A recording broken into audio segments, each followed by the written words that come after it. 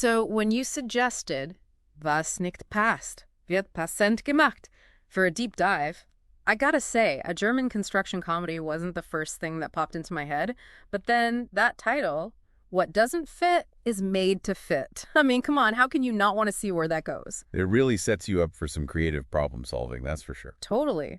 And we've got a pretty interesting mix of stuff to work with today. We've got the Wikipedia page, which is always good for the nuts and bolts. Then there's that film zine review, which sounds like it gets into the vibe of it all. And then hold on to your hard hats, because filmportal.de has this whole page dedicated to the short film this was based on. A student film, can you believe it? And to think, it all started with a Polish construction worker who may or may not be, actually. Yeah.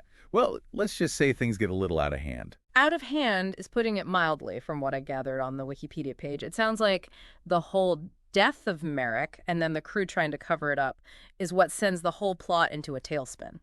Yeah, the film zine review used this great phrase, sympathetically bizarre, which, when you think about a bunch of construction workers accidentally offing a guy, it kind of fits. Okay, before we get too far ahead of ourselves, let's back up and introduce our cast of characters, shall we? Sounds good to me.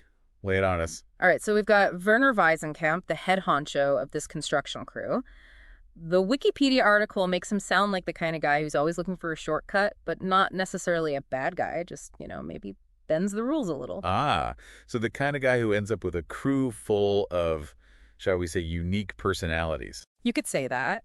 There's Horst, who's been around the block a few times. He's seen it all, done it all. Then there's Kayla, who sounds like he's always got some kind of scheme cooking. And then, of course, there's poor Kummel, just trying to keep his head above water, I imagine. The film zine review called these guys lovable rogues. I am getting a sense of that, yes. But where do the love interests fit into all this? Oh, right. Can't forget about them. We've got Astrid, Horst's daughter, who sounds like a real go-getter. And then there's Philip, the architecture intern, who, according to Wikipedia, catches her eye. The classic construction site romance. Hard hats and high heels. For a film about things not fitting, it sounds like they found a pretty good match there. And speaking of things not fitting, where do you think the filmmakers got the idea for this whole thing in the first place? Well, the filmportal.de article mentions it actually started as a student film. Can you imagine? Wow, really? Talk about humble beginnings. Right. It was this collaboration between Peter Thorwarth and Tim Traegerser. And get this, they actually managed to get Dieter Krebs on board for the short. No way! Dieter Krebs. For a student film, that's incredible. He was such a legend. Yeah, and the story gets even better. So apparently, he agreed to do it for a fraction of his usual fee, right? But then, according to the Film Portal article, not only did he cover his own expenses, but he ended up contributing to the wrap party, too. Wow, what a class act. That's amazing. It really speaks to his character, Yeah. That generosity, that willingness to support up-and-coming filmmakers. It's really something special. It makes you wonder, do you think that's part of what drew him to this particular project? This whole sort of underdog story, this group of guys trying to make things work, even when everything's falling apart around them. That's an interesting thought, because, the whole film has this vibe of, like you were saying earlier, sympathetically bizarre. There's this warmth to it, even when things get really chaotic. And that seems to be a recurring theme when we talk about this film, that Rupert charm, right? It's more than just a location, isn't it? Yeah, both FilmZine and Wikipedia really honed in on that. It's like its own character, in a way. Exactly. For those of us who might not be familiar with that part of Germany, could you break down what makes it so special? Well, from what I've gathered, it's this area with a really strong industrial background, a lot of history, but more than that, it's the people. They've got this reputation for being really down-to-earth, hardworking, with a really dry sense of humor, kind of like, life's going to throw whatever it's going to throw at you, so might as well laugh about it. And you see that reflected in the film. Absolutely. I mean, even the casting choices seem to reflect that. The Wikipedia page lists all these actors, and it seems like a lot of them have connections to the Ruhr region. So they're not just playing characters, they're kind of embodying the spirit of the place. Which probably explains why that film zine review said the film was full of sympathetic scurrile Wendungen, sympathetically bizarre twists, basically. But one of the most bizarre twists for me had to be that filming location. You ready for this? They actually shot part of the movie in a real-life villa that was being built for a Borussia Dortmund soccer player. Wait, what? Seriously? You're kidding. That's incredible. Talk about blurring the lines between fiction and reality. Right. It's like they took that what doesn't fit is made to fit philosophy and applied it to the whole production. Speaking of which, let's dive into some of those reviews a bit more, shall we?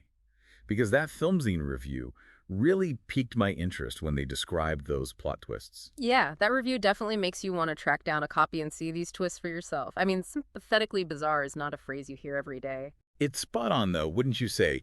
There's something about the way they handle Marek's whole situation that's both hilarious and heartwarming at the same time. It's like they managed to find the humor in it without being mean-spirited, which, when you think about it, is kind of a tough needle to thread. It speaks to the writing, I think, and the performances, of course. Oh, absolutely. Speaking of which, didn't the Filmzine review mention something about a making of featurette on the DVD? I bet that would be fascinating to see how they pulled all of this off. To see those actors in character with that Ruhrpott dialect, that would be a treat. It makes you wonder, would this film be the same if you took it out of that setting? That's an interesting question because on the one hand, it's a story about these universal themes, right?